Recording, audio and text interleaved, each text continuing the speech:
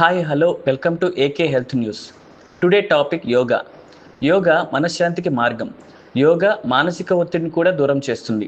యోగా ఎటువంటి అనారోగ్యాలు రాకుండా కాపాడుతుంది.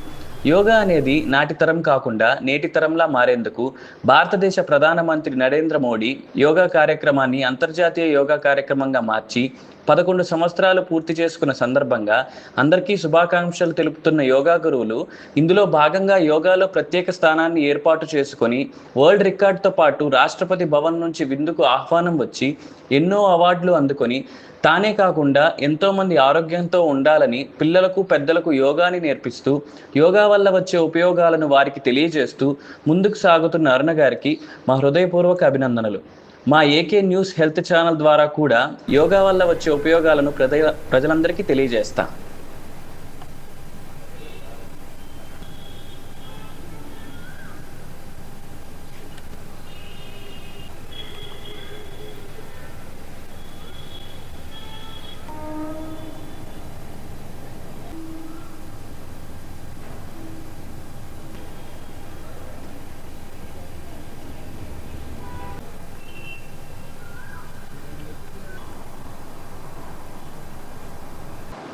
హాయ్ అండి, అందరికీ నమస్కారం. Welcome to AK health channel. ఈరోజు మన ప్రోగ్రాంలో మనతో పాటు ఉన్నారు అరుణ గారు. హాయ్ అండి అరుణ గారు. హాయ్, నమస్కారం. నమస్కారం. ఈరోజు ఎంతో ప్రత్యేకమైన రోజు, యోగా డే. ఇలాంటి ఒక స్పెషల్ డే రోజు మిమ్మల్ని ఇంటర్వ్యూ చేయడం చాలా గొప్ప విషయం. అండ్ యోగా స్ట్రీమ్లో మీరు ఎంతో ముందుకు వచ్చినారని చెప్పి మా అందరికీ తెలిసిన విషయమే. దీంట్లో మీరు international book of world records వరకు కూడా వెళ్ళారు, మీదైన పేరు నమోదు చేసుకున్నారని చెప్పి అందరికీ తెలిసిన విషయమే. కానీ ఈ యోగా ప్రాముఖ్యత గురించి మీరేమనుకుంటున్నారు, మీ మాటల్లో తెలుసుకోవాలని మా వ్యూయర్స్ అంతా అనుకుంటున్నారు. సో మీ మాటల్లో ఒకసారి చెప్తే మేమంతా వింటాము. యోగా అనేది మనకి మన ప్రియతమ ప్రధానమంత్రి గారు నరేంద్ర మోడీ గారు 2015లో యోగా గురించి ప్రస్తావించగా అన్ని సభ్య దేశాలు ఏకగ్రీవంగా ఆమోదం తెలిపాయి.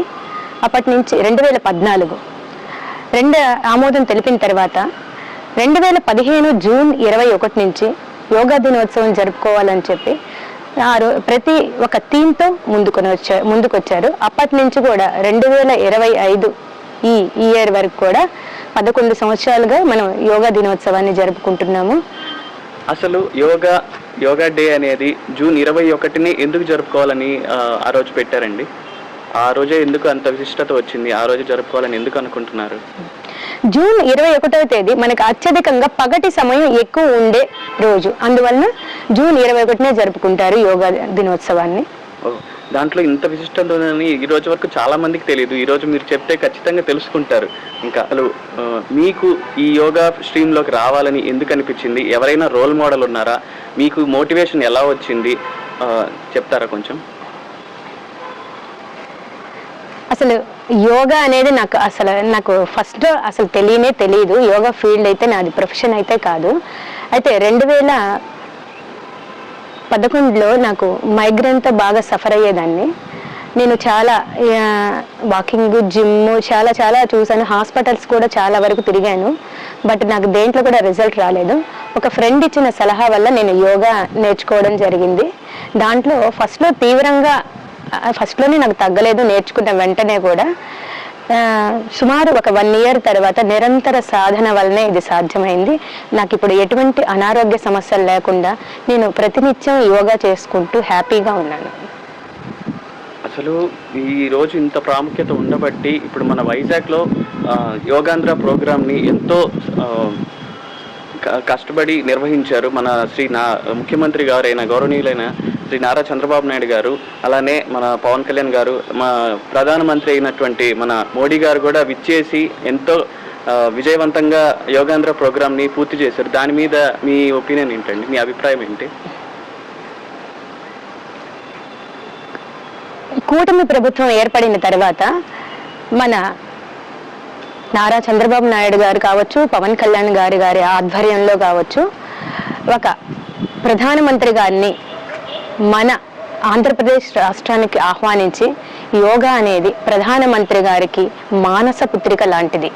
అటువంటి మానస పుత్రికను ఈ ఆంధ్రప్రదేశ్ రాష్ట్రం అంతా కూడా ప్రతి ఒక్కళ్ళు కుటుంబంతో సహా పాల్గొనాలన్న ఉద్దేశంతో ఒక నెల రోజుల ముందు నుంచి యోగా ఆంధ్ర యోగాని ప్రజలందరికీ పరిచయం చేయడం జరిగింది. ఈ నెల రోజుల నుంచి యోగా సాధన చేయించి జూన్ 21వ తేదీన మన ప్రధానమంత్రి నరేంద్ర మోడీ గారు వైజాగ్ రావడం జరిగింది.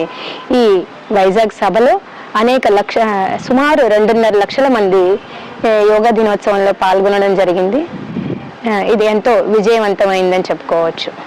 నిజమేనండి, మీరు చెప్పినది చాలా కరెక్ట్ విషయం. ఎందుకంటే గత సంవత్సరం గుజరాత్లోని సూరత్లో నిర్వహించినప్పుడు కూడా దాదాపు 150,000 మంది వరకే వచ్చారు. కానీ ఈరోజు మన వైజాగ్ నగరంలో నిర్వహించిన దానికి 2 లక్షల కంటే ఎక్కువ మంది రావడం జరిగింది.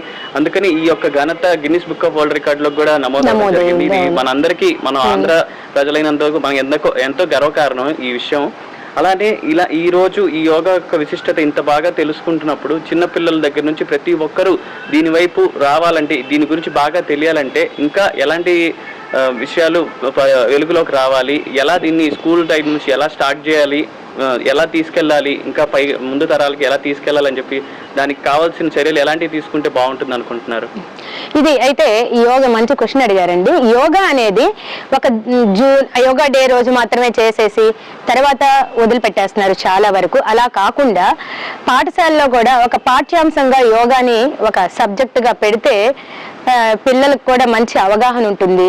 అది కూడా పెద్దవాళ్ళు కూడా వాళ్ళకి సహాయంగా ఉంటారు. కాబట్టి మంచి యోగా ట్రైనర్స్ని పెట్టి స్కూళ్ళల్లో కూడా దాన్ని డెవలప్ చేస్తే ఇంకా ఆరోగ్యవంతమైన ఆంధ్రప్రదేశ్, ప్రపంచాన్ని, భారతదేశాన్ని మనం స్థాపించుకోవచ్చని నా ఆలోచన. స్థానికంగా ఇంకా మీకు తెలిసిన వాళ్ళకి కానీ ఇక యోగా నేర్పించడం కానీ, క్లాసెస్ ఇవ్వడం కానీ ఇంకా ఏమైనా చేస్తుంటారా?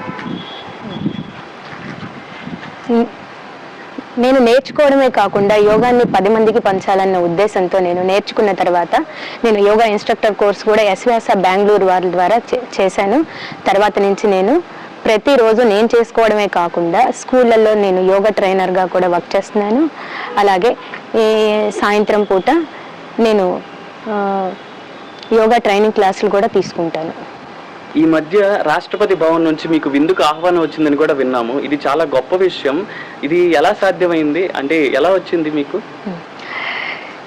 నేను అనేక నేషనల్స్, ఇంటర్నేషనల్స్ యోగా కాంపిటీషన్లో చాలా పార్టిసిపేట్ చేశాను. నాకు గోల్డ్ మెడల్, సిల్వర్ ఏదైనా కావచ్చు నాకు వచ్చాయి. ఎక్కువగా గోల్డ్ మెడల్సే వచ్చాయి. దాని ద్వారానే నాకు 2024 రాష్ట్రపతి భవన్ నుంచి నాకు ఆహ్వానం అందింది. సెలబ్రిటీగా రాష్ట్రపతి గారు ఇచ్చే విందులో పాల్గొనడం జరిగింది. ఇది చాలా గొప్ప విషయం అండి. మన ఆంధ్రప్రదేశ్లో ఉన్నటువంటి మన నెల్లూరు జిల్లా నుండి ఒక మహిళకు ఇంత ప్రాధాన్యత ఇవ్వడం అనేది ఇంత గొప్ప విషయం, చాలా గొప్ప విషయం అండి. ఇప్పటి వరకు మనం అరుణ గారితో మాట్లాడాము. ఇప్పుడు వాళ్ళ దగ్గర ట్రైనింగ్ తీసుకుంటున్నటువంటి వాళ్ళ ట్రైనీస్తో కూడా మాట్లాడి యోగా గురించి వాళ్ళు ఎంత మాత్రం నేర్చుకుంటున్నారు, వాళ్ళకి జీవితంలో అది ఎంత ఉపయోగపడుతుందనే విషయాల గురించి మనం తెలుసుకుందాము. హాయ్ అండి, నమస్కారం. అరుణ గారు చెప్పారు మీరు మేడం మీకు కూడా ట్రైనింగ్ ఇస్తున్నారని. మీకు యోగా ఎలా అనిపిస్తుంది? యోగా చేయకముందు మీకు ఎలా ఉండేది? యోగా మీ జీవితంలో అలవాటైన తర్వాత మీకు ఏం అనుభూతి లభించింది? కొంచెం మా ప్రేక్షకులకు చెప్తారా? అదే అండి, నాకు యోగా అంటే ఏంటో అసలు తెలియదండి. నేను తర్వాత నేర్చుకుందాము అనేసి అనుకున్న తర్వాత అరుణ గారు బాగా నేర్పిస్తారని చెప్పారు. తనని పిలిపించి మా ఇంటి దగ్గర నేర్పించుకుంటున్నాము. అది చాలా బాగా ఉందండి. నేర్పించింది. నాకు లైట్గా మైగ్రేన్ ఉండేది, మైగ్రేన్ కూడా తగ్గిపోయింది. ఇప్పుడు చాలా బాగా హెల్దీగా ఉన్నాను.